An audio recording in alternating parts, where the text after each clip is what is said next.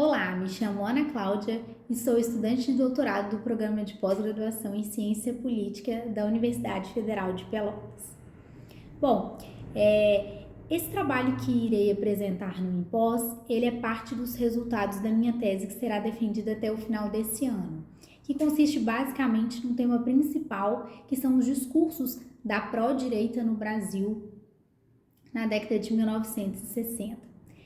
Então, assim, pensando num contexto mundial, né, um contexto de Guerra Fria, o Brasil se insere também nessa disputa que poderíamos colocar assim de forma básica do capitalismo versus o socialismo. Então, a gente identifica o fortalecimento dos chamados movimentos pró-direita. Aqui eu coloco pró-direita tudo aquilo que se colocava contra determinados aspectos que seriam inseridos dentro de uma chamada ameaça vermelha ou ameaça comunista. Então, esses aspectos foram divididos na minha tese em capítulos de análise. Para analisar esses discursos da pró-direita, eu dividi a tese em capítulos divididos em aspectos econômicos e sociais e políticos e morais. Então, hoje, com esse trabalho, eu pretendo trazer um panorama do que é que a pró-direita trazia, articulava em seus discursos e acreditava ser suficiente para conter a ameaça vermelha que eles acreditavam que estava em vias de tomar o poder no Brasil.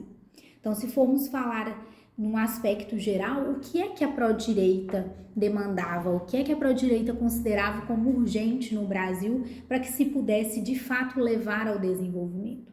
O próprio aspecto do desenvolvimento para a pró-direita era central, ou seja, para esses movimentos que se colocavam contra ali, sobretudo o governo de João Goulart, o que era mais problemático era a questão da intervenção estatal. E assim, muitas das reformas de base que foram discutidas no início da década de 1960 no Brasil se tornam material de análise para mostrar que a pró-direita acredita que é preciso ter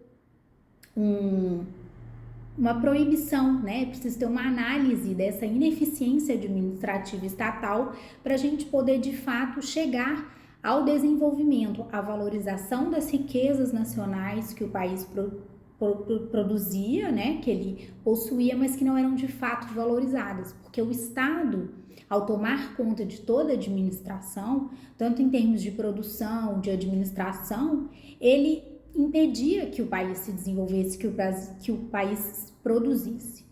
Então, é importante dizer que a pró-direita via como um entrave, né? A questão do socialismo da ameaça vinha como um entrave, porque o socialismo representava uma corrupção desenfreada, um risco à democracia, uma subversão social, uma privação da liberdade, né? Um nacionalismo que ia contra o que o Ocidente deveria pregar. E aí estamos falando de propensão da ditadura, de ausência de valores, de maximização estatal. Então, para a pró-direita, o que de fato o discurso da pró-direita colocava como sendo a saída para o Brasil se desenvolver, para que o capitalismo pudesse de fato ser inserido na dinâmica mercadológica do país? O que ela acreditava, né? O que eu consegui identificar nesses discursos é que o desenvolvimento era o ponto-chave, e o desenvolvimento ele só se daria a partir de alguns elementos centrais. Que elementos seriam esses? A livre iniciativa, a democratização do capital, a educação liberal e, sobretudo, a descentralização federal. Então, quando a gente fala de um discurso pró-direita, nos anos de 1960 no Brasil, a gente tem que entender que são discursos inseridos dentro de uma dinâmica, de uma dicotomia de capitalismo versus socialismo.